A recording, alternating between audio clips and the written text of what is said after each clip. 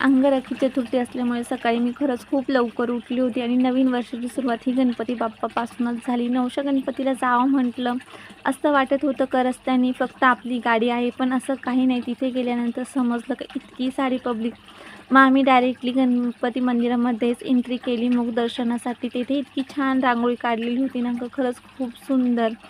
नंतर आम्ही दर्शन वगैरे घेतलं, आरती पण भेटली आम्हाला, आरती वगैरे झाली आणि आम्ही लगेचच निघालो.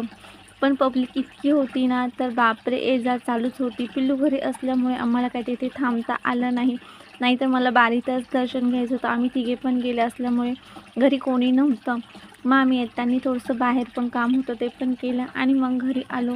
आणि संध्याकाळी इतका उशीर झाला का डायरेक्टली आम्ही देवपूजा वगैरे केली आणि मस्त असं अंगणामध्ये आम्ही देवपूजा करतो.